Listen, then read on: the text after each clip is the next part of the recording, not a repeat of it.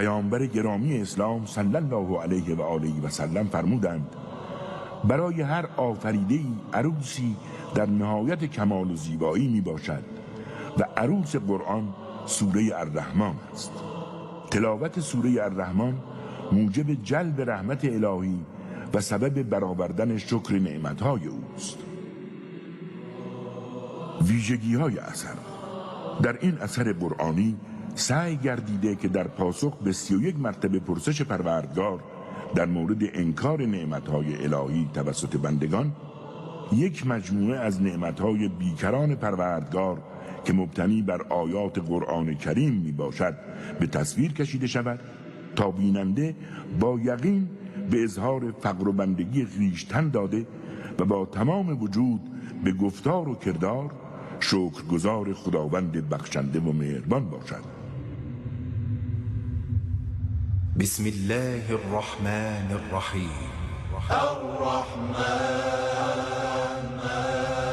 علم القرآن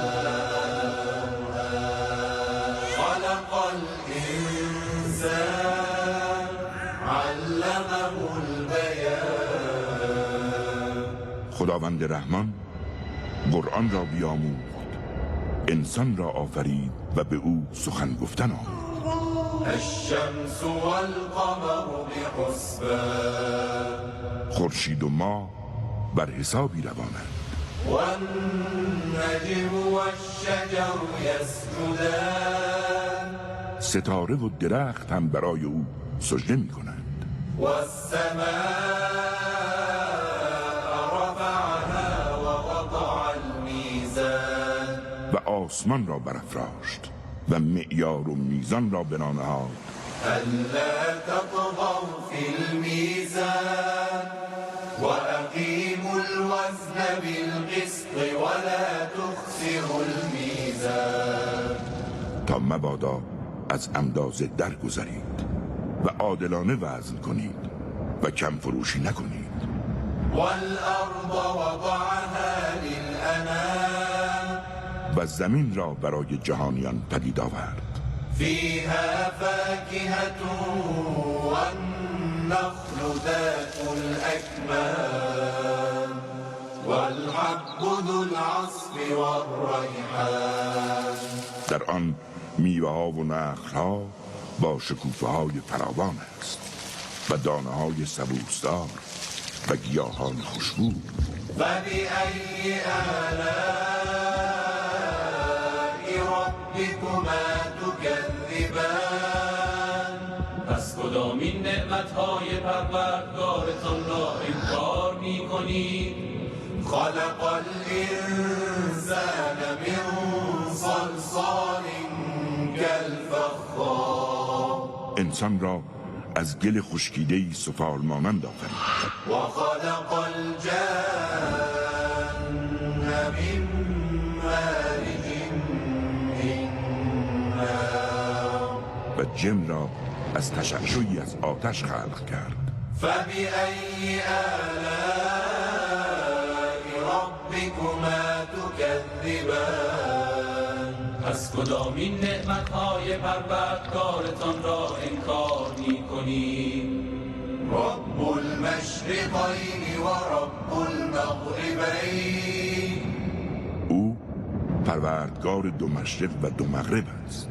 فبأي آلاء ربكما تكذبان. پس کدامین نعمتهای پروردگارتان را انکار می کنید؟ مرج البحرین یلتقیان بینهما برزخ لا یبغیان. دو دریا را که با هم مجاورند روان ساخت. میان آن دو دریا حائلی است تا در هم نیامیزند. فبأي آلاء ربكما تكذبان. پس کدامین نعمتهای پروردگارتان را انکار می کنید؟ یخرج منهما اللؤلؤ والمرجان. از آن دو دریا مروارید و مرجان برآید. فبأي آلاء ربكما تكذبان از کدامین نعمتهای پروردگارتان را انکار می‌کنید؟ وله الجوار المنشآت في البحر كالأعلام کشتی هایی که چون کوهی در دریا روانند از آن اوست.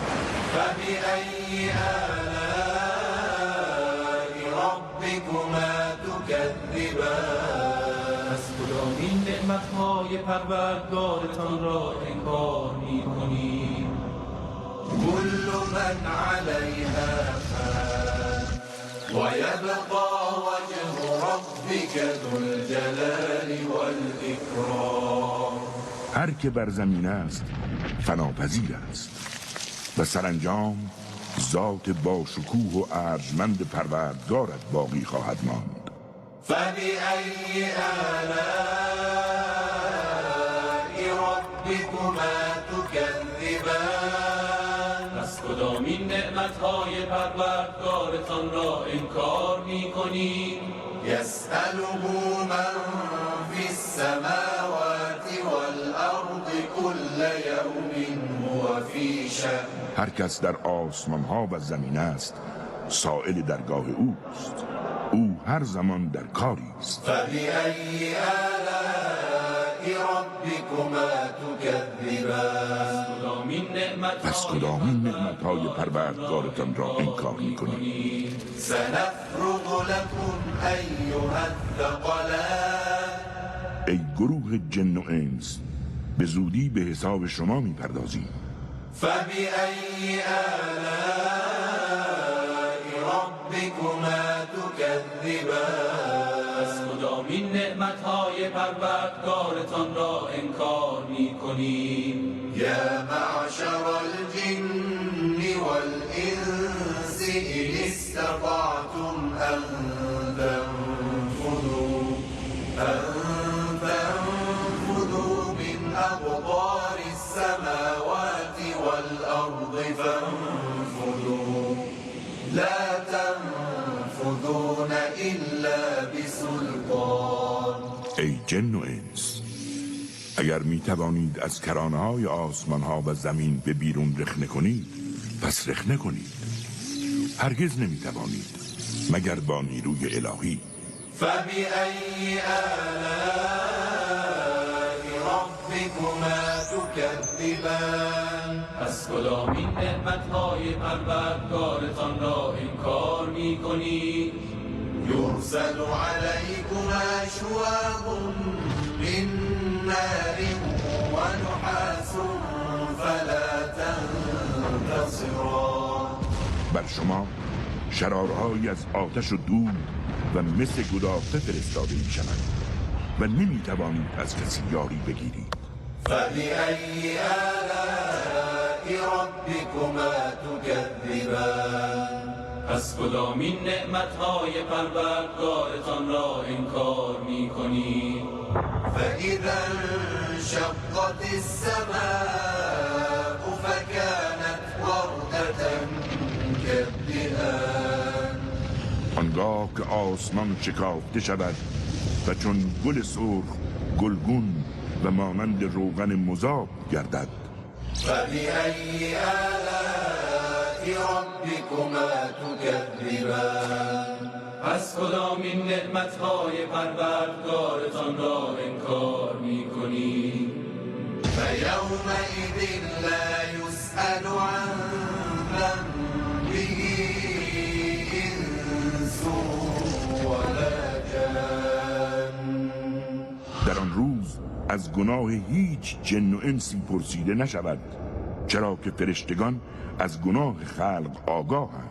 فبأي آلاء ربكما تكذبان پس کدامین نعمتهای پروردگارتان را انکار می‌کنید؟ يعرف المجرمون بسيماهم فيؤخذ بالنواصي والأقدام گناهکاران از سیمایشان شناخته می‌شوند و آنها را از پیشانی و پاهایشان می‌گیرند. فبأي آلاء ربكما تكذبان پس کدامین نعمتهای پروردگارتان را انکار می‌کنید؟ هذه جهنم التي يكذب بها المجرمون يطوفون بينها وبين حميم آن این همان جهنمی است که گناهکاران آن را دروغ پنداشتند و اکنون در میان آتش و آب جوشان سرگردان باشند. فبأي آلاء ربكما تكذبان پس کدامین نعمتهای پروردگارتان را انکار می‌کنید؟ ولمن خاف مقام ربه جنتان و هر کس از مقام قهر و کبریایی خدا بترسد او را 2 باغ بهشت خواهد بود. فبأي آلاء ربكما تكذبان پس کدامین نعمتهای پروردگارتان را انکار می‌کنید؟ ذواتا أفنان آن 2 بهشت پر از میوه ها و نعمت هاست. فبأي آلاء ربكما تكذبان پس کدامین نعمتهای پروردگارتان را انکار می‌کنید؟ فيهما عينان تجريان در آن 2 باغ بهشت 2 چشمه جاری است. فبأي آلاء ربكما تكذبان پس کدامین نعمتهای پروردگارتان را انکار می‌کنید؟ فيهما من كل فاكهة زوجان در آن 2 بهشت از هر میوه‌ای 2 نوع فراهم است. فبأي آلاء ربكما تكذبان پس کدامین نعمتهای پروردگارتان را انکار می‌کنید؟ متكئين على فرش بطائنها من استبرق وجنى الجنتين دان بهشتیان بر بسترهایی تکیه زدند که آستر آن از ابریشم سبز است و میوه‌های آن 2 باغ در دسترس است. فبأي آلاء ربكما تكذبان پس کدامین نعمتهای پروردگارتان را انکار می‌کنید؟ فيهن قاصرات الطرف لم يطمثهن إنس قبلهم ولا جان در آن بهشت‌ها حورانی فروهشته نگاهند که دست هیچ انس و جنی پیش از ایشان به آنها نرسیده است. فبأي آلاء ربكما تكذبان پس کدامین نعمتهای پروردگارتان را انکار می‌کنید؟ كأنهن الياقوت والمرجان گویی که آن حوریان یاقوت و مرجانند. فبأي آلاء ربكما تكذبان کدامین نعمتهای پروردگارتان را انکار می‌کنید؟ هل جزاء الإحسان إلا الإحسان مگر پاداش احسان جز احسان است. فبأي آلاء ربكما تكذبان پس کدامین نعمتهای پروردگارتان را انکار می‌کنید؟ ومن دونهما جنتان ورای آن 2 باغ بهشت 2 بهشت دیگر است. فبأي آلاء ربكما تكذبان پس کدامین نعمتهای پروردگارتان را انکار می‌کنید؟ مدهامتان درختان آن دو بهشت در نهایت سبزی و خرمی است. فبأي آلاء ربكما تكذبان پس کدامین نعمتهای پروردگارتان را انکار می‌کنید؟ فيهما عينان نضاختان در آن دو بهشت دو چشمه همواره جوشان است. فبأي آلاء ربكما تكذبان پس کدامین نعمتهای پروردگارتان را انکار می‌کنید؟ فيهما فاكهة ونخل ورمان در آن دو بهشت میوه‌های گوناگون و خرما و انار است. فبأي آلاء ربكما تكذبان پس کدامین نعمتهای پروردگارتان را انکار می‌کنید؟ فيهن خيرات حسان در آنجا دلبرانی نکوخوی و نکورویند. فبأي آلاء ربكما تكذبان پس کدامین نعمتهای پروردگارتان را انکار می‌کنید؟ حور مقصورات في الخيام حورانی در سراپرده‌های پوشیده از چشم دیگران. فبأي آلاء ربكما تكذبان پس کدامین نعمتهای پروردگارتان را انکار می‌کنید؟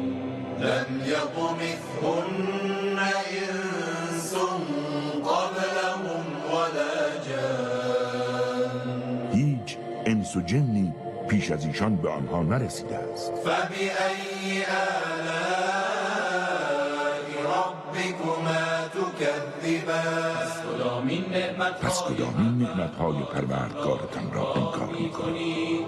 متكئين على رفرف خضر وعبقري حسان بهشتیان بر فرش‌های زیبا و پشتی‌های سبز رنگ تکیه زدند. فبأي آلاء ربكما تكذبان کدامین نعمتهای پروردگارتان را انکار می‌کنید؟ تبارك اسم ربك ذي الجلال والإنعام